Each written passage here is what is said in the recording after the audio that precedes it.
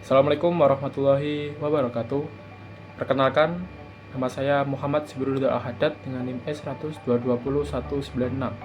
Di sini saya akan menyampaikan tentang PPT saya mengenai analisis perubahan lahan di daerah pesisir ujung Pangkah Gresik akibat adanya sedimentasi di hilir Sungai Bengawan Solo dengan bantuan citra satelit.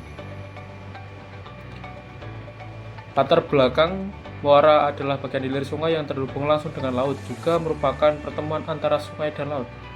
Serta daerah muara yaitu bagian sungai yang dipengaruhi oleh pasang surut air laut.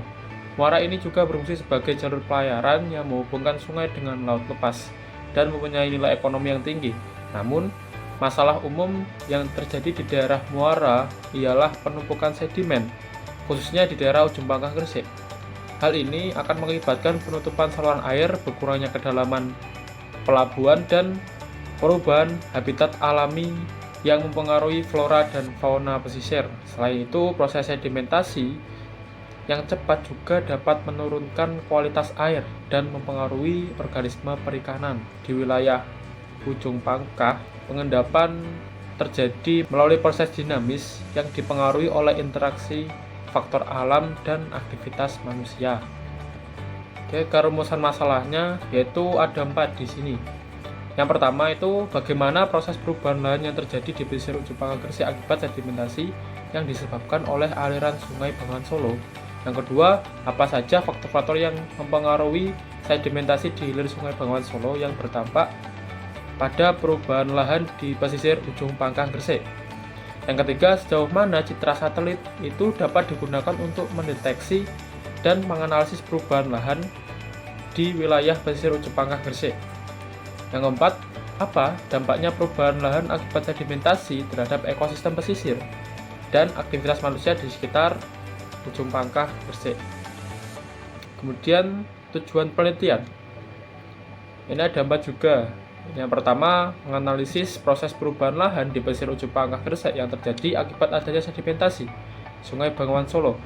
Yang kedua, mengidentifikasi faktor-faktor yang mempengaruhi sedimentasi di hilir Sungai Bengawan Solo yang berkontribusi terhadap perubahan lahan di pesisir ujung Pangkah Gresik. Kemudian yang ketiga, menilai potensi penggunaan citra satelit dalam mendeteksi dan menganalisis perubahan lahan di wilayah pesisir ujung Pangkah Gresik akibat sedimentasi. Yang keempat, mengevaluasi dampak perubahan lahan akibat sedimentasi terhadap ekosistem pesisir dan kegiatan manusia di wilayah pesisir ujung Pangkah Gresik. Manfaat penelitian ini terbagi menjadi 3, yaitu untuk instansi sendiri, masyarakat, dan akademisi.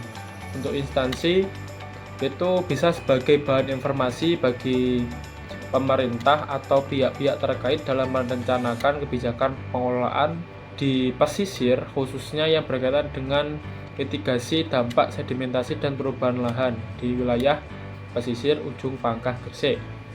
Kemudian bisa memberikan kontribusi dalam pengelolaan sumber daya alam pesisir dengan memahami dampak dari sedimentasi terhadap ekosistem pesisir dan aktivitas ekonomi seperti perikanan, pertanian, dan pariwisata.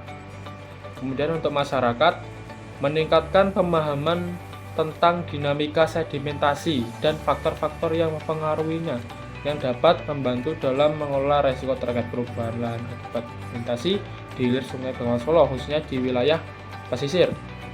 Kemudian untuk akademisi itu bisa menjadi bahan referensi bagi penelitian yang lebih lanjut terkait dengan pemanfaatan citra satelit dalam monitoring perubahan lingkungan pesisir, serta untuk mengembangkan metode yang lebih efektif dalam menganalisis perubahan lahan di wilayah pesisir lainnya. Kemudian ini ada beberapa penelitian yang terdahulu.